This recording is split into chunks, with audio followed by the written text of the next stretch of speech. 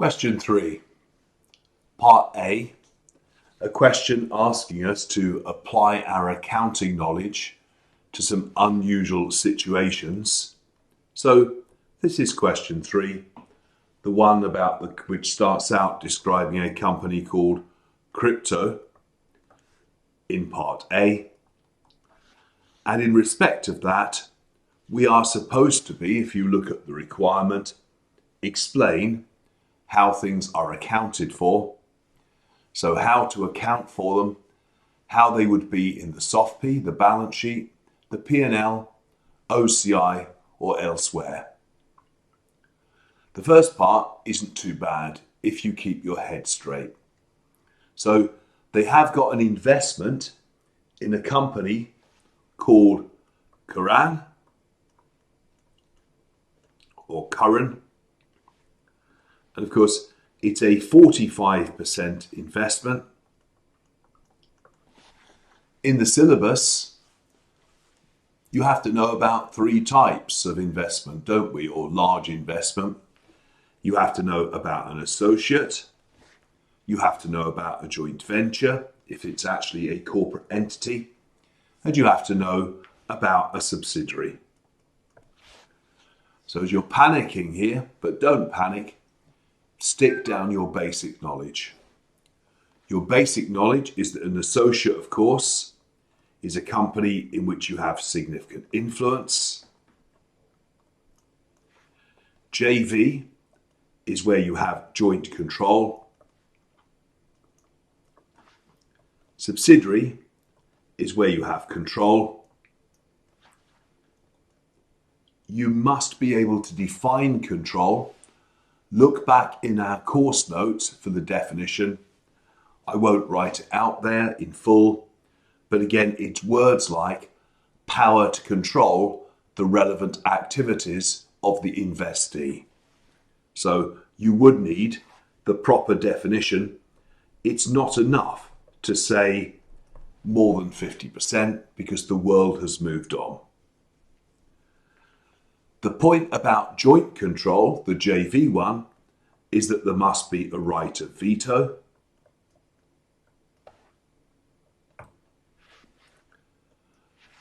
And once we've got down some basic knowledge, then we need to think about applying these to the scenario. In this case, I do have significant influence. I've got, for example, 4/8 of the directors, or half the directors. Not more than half. So it does sound strongly like it's an associate. What about right of veto? Well, in terms of right of veto, in this scenario, only I have a right of veto, the other parties do not. So in terms of right of veto, the other investors, again, do not have a veto right. So it doesn't sound like a joint venture. Finally, is it a subsidiary?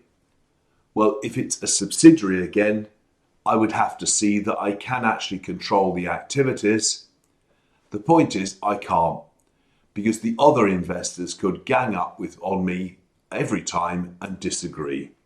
So at the end of the day, I cannot control the votes, even if you just said something straightforward like at the board meeting or whatever. So everyone else could gang up against me.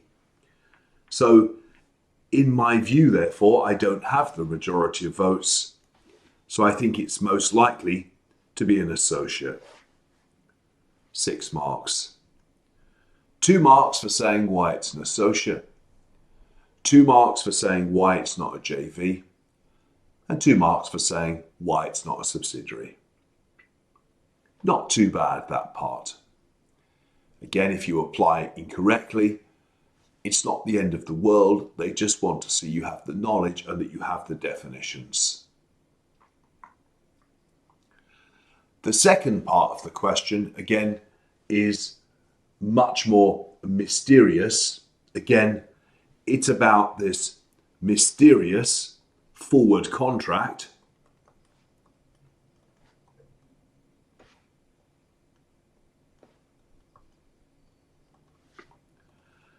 And when we look at this forward contract, try to get hold of the basic marks. Well, there's some debate about whether it's a derivative. So in terms of easy marks, again, define derivative. And please learn that definition from the notes. Please, you can't say derivative is an option or future. That's not the definition in IFRS 9. If you look back in our notes, it's something whose value is linked to the value of an underlying asset. It's something that's settled at a future date, and something that requires little or no future investment. The other word that you perhaps know from the notes, I'll explain it more in a minute, is another easy mark to try and pick up, is to explain the impact of these words, executory contract.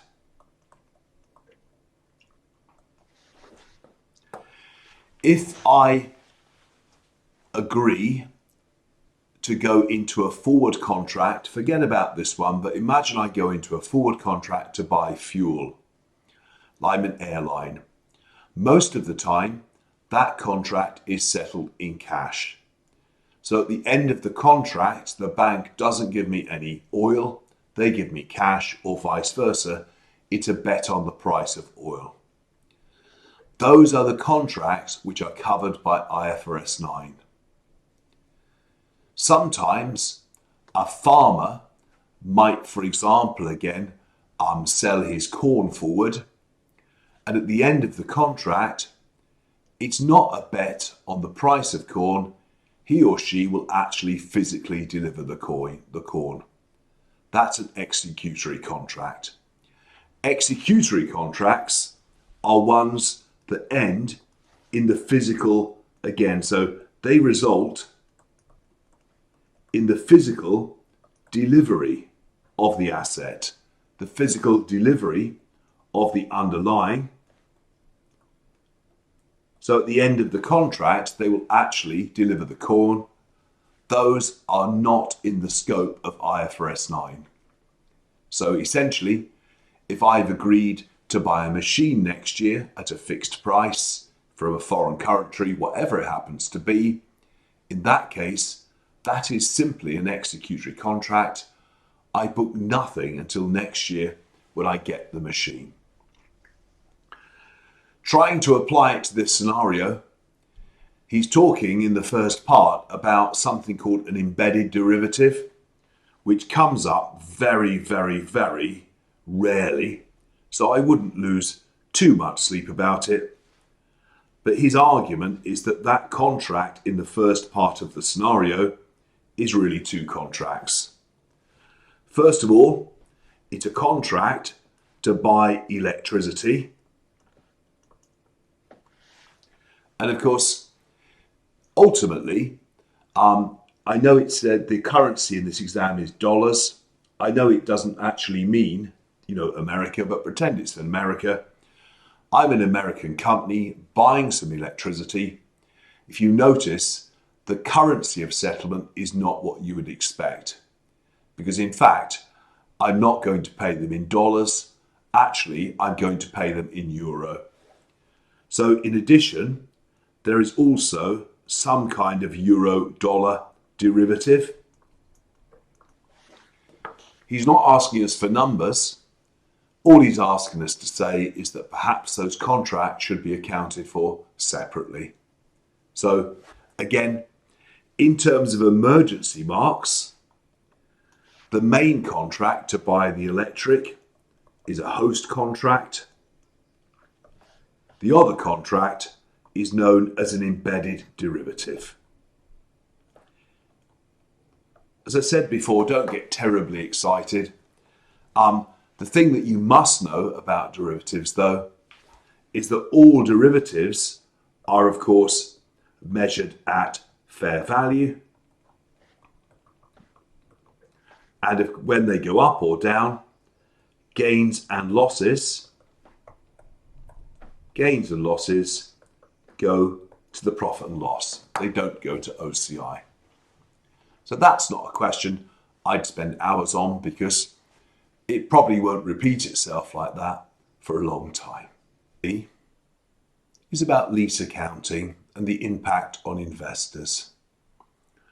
When the question was set, IFRS 16 had just been introduced, so in some ways this was a question of its time.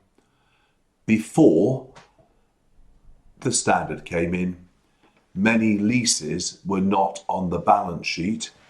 They were simply accounted for as rental expense, particularly building leases.